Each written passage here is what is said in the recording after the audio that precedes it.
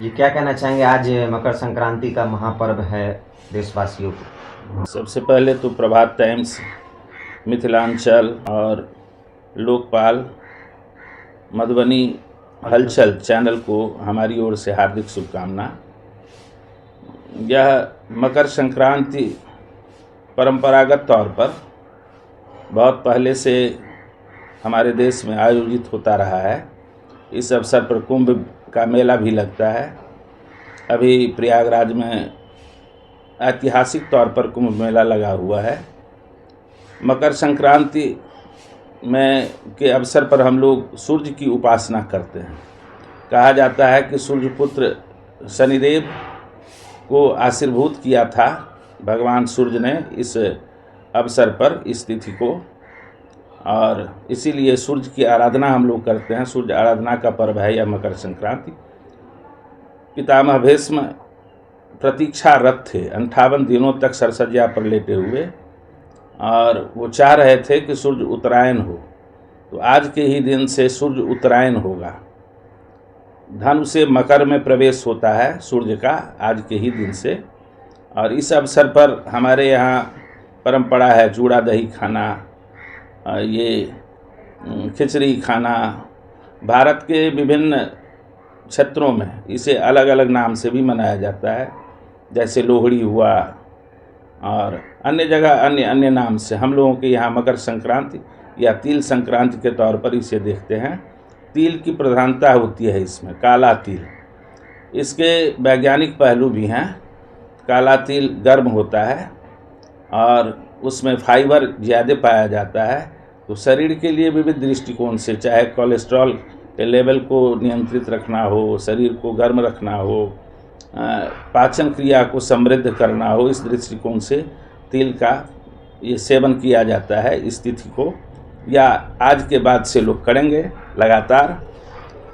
हमारे यहाँ जो भी परंपरागत पर्व हैं उसका किसी न किसी रूप में उसका जुड़ाव वैज्ञानिक तौर पर है, और यह जीवनचर्या से जुड़ा हुआ है ताकि लोग समृद्ध हो रह सकें, स्वस्थ रह सकें, उनकी सोच अच्छी हो, उनका व्यवहार अच्छा हो, और संपूर्ण विश्व को अपनी संस्कृति और परंपरा के सहारे वैज्ञानिकता को साथ में लिए हुए यहाँ से लोग सीख देते रहे हैं।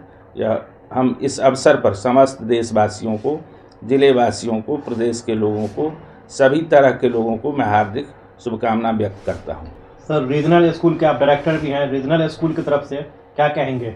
मैं रीजनल सेकेंडरी स्कूल की ओर से मैं सभी अभिभावकों, बच्चों और सभी जनों को, सभी लोगों को मैं कहना चाहूँगा कि वैचारिक तौर पर हम अपने आप को समृद्ध बनाए रखें, स्वस्थ रहें, व्यावहारिक बने।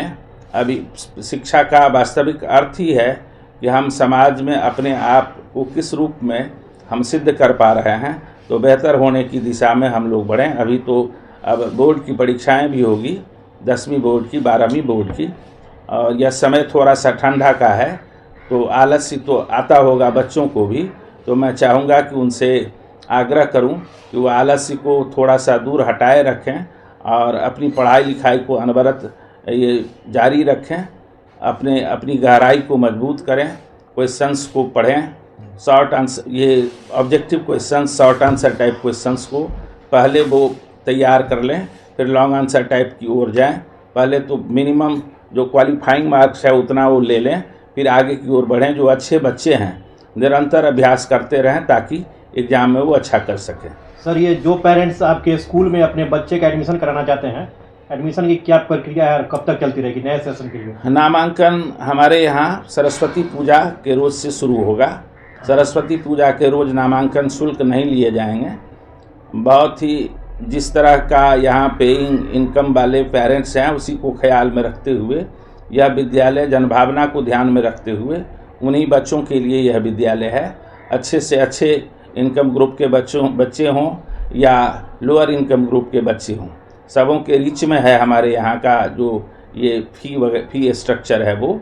तो मैं चाहूँगा कि अभिभावक आएँ और इस विद्यालय की जो परंपरा है, यहाँ हमारे विद्यालय का जो मैनिफेस्टेशन है, इसकी जो सोच है, इसकी जो गुणवत्ता है, उसका लाभ उठाएं, अपने बच्चों की दाखिला यहाँ देके घरेलू वातावरण सभी को सब सारे बच्चों को मिलेंगे। मैं कहना चाहूँगा कि यह विद्यालय बहुत दिनों से लगभग 30 वर्ष पूरे हो गए और यह आप लोगों के बीच कसौटी पर कसा हुआ विद्यालय है। यहाँ बच्चों के भविष्य का पूरा ख्याल रखा जाता है, उसकी जो मानसिक सोच है, उसकी जो भावना है, उसका कदर किया जाता है। अभिभावकों को भी देखा जाता है, उनके प्रति भी यहाँ हमारी व्यवस्था बिल्कुल व्यावहारिक पक्ष को साथ लिए हुए चलती है। इसलिए बच्चों के सुनहरा भविष्य के लिए, उनके समग्र देख रेख के लिए, समग्र विकास के लिए रीजनल सेकेंडरी स्कूल में अपने बच्चों का नामांकन दें तो बच्चों का इस क्षेत्र का अभिभावकों के लिए अच्छा होगा। चलिए, बहुत बहुत धन्यवाद आपका। धन्यवाद।